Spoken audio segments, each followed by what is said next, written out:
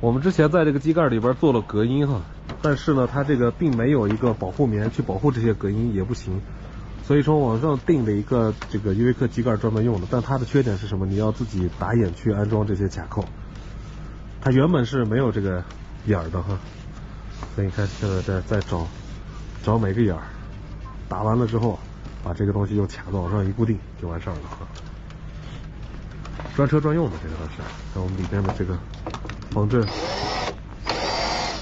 装这个2500K 的黄金眼哈，它的色温只有2500K， 所以它是发黄的，很黄的那种的。而且依维柯它这个雾灯啊，是在里边很深的地方。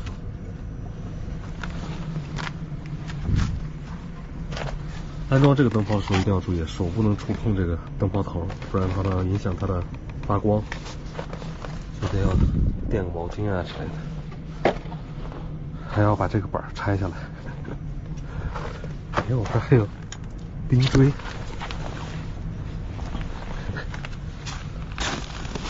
我们已经把电拔掉了，不充电了。好，老板在帮我们换灯，我们自己干点事儿哈。我们要把这个里边放点东西，你看它这个是要偏一点的啊，所以我们把重的东西放这边，轻的东西放这边。像是这个支架，我们就是可以放到下边啊。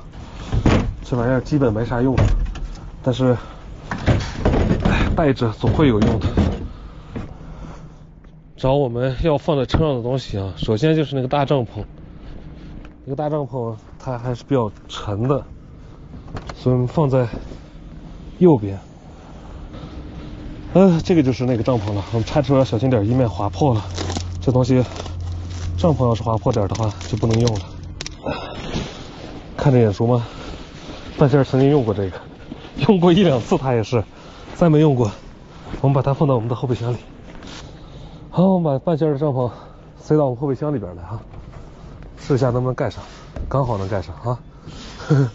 这个看着凸出来很多，但是它这个也是个方框子，所以呢，这个搞定。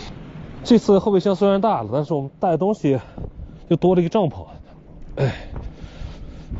我们现在把桌椅板凳这些放进去啊。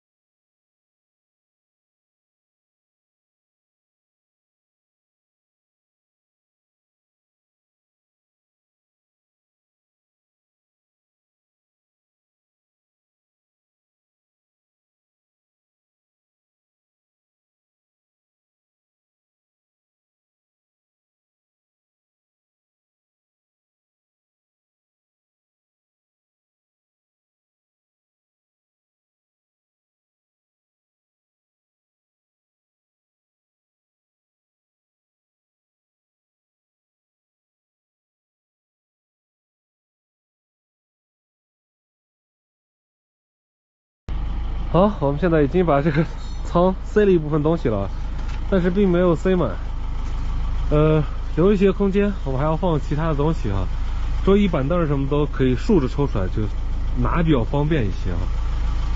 然后这个舱里边，我们放了一些气罐，放了一些我们的气灯，以及用气的这些东西啊，全放在这里了。可惜多出来半桶这玩意儿。这个我们回头给它加了，或者是我们临时放到一个地方上，因为我们跑的差不多就应该加它了。这是尿酸，尿素。黄金眼雾灯安装完毕，我们看一下外边。先给个电，然后开大灯。好，那老板把这里边都收拾干净了啊，座位也安上去了。然后我们要试一下我们那个脚垫，一直。这个东西买回来之后一直在车上放着，然后试一下它这个尺寸合不合适啊？因为下面比较脏，我都有点不太想铺，但是得试一下，万一不合适还得退。感觉好像应该这边是合适的哈，包括这些都有。看看它好像还有脚踏的部分，像是这样子的，这应该是那头的，这个应该是这边的。哎，对，我就主要试一下尺寸，我看尺寸合适的话就可以。这个，哦，这个是下边，它可能是这个地方的，但是我们这儿是有东西的，所以这块可能不用了。这边稍微调整了一下哈，这些毯子都可以接起来单独清洗的，所以就不用担心这个前面会太脏哈。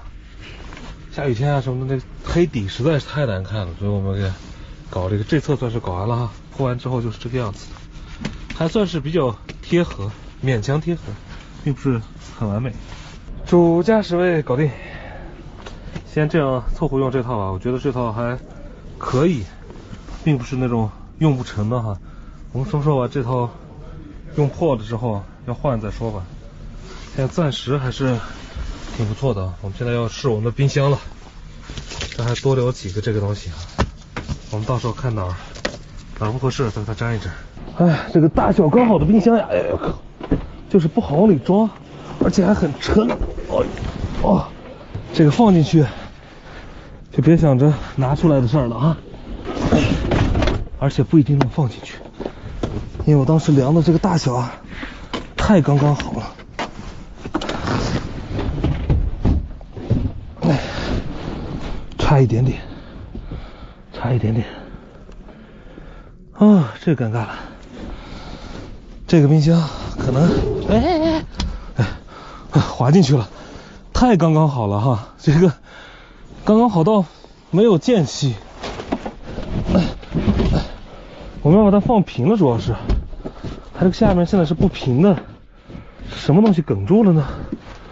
哎，我看看，这是啊，经过我一系列的加固啊，不影响手刹，看到没？然后现在很稳当，而且跟我们的座椅颜色相接近，跟我们这个柜子的颜色也相接近。打开呢是这样打开的啊，现在已经开始工作了。这边也是这样子，按理来说它是可以两边打开的，但是实际上只能这边打开。挺好挺好，这个中间走廊位置的问题解决了哈，因为我很不喜欢这个中间那个大过道，这样的话就是它比那个座椅稍微要高一点，从这个角度看到没？但实在再买不到矮的了，再矮就太矮了，这也没办法。不过我们的座椅可以升高，因为我们的车最近还得搞上，所以先铺一张纸先保护着。剪刀和这个拿出来，前边基本上是收拾完了，然后还有一些小东西了，就是这些东西都要后边去。我们暂时先不动这个车了哈。好，这边我们也给它稍微铺一下，万一要是踩的话，直接踩纸，不要踩我们的垫子，因为这个地上实在是太脏了。我这块小垫子嘛，我们可以擦一擦、摸一摸什么的，但这个大垫子弄脏了，不舒服。就这样，我们的新家的驾驶位搞定。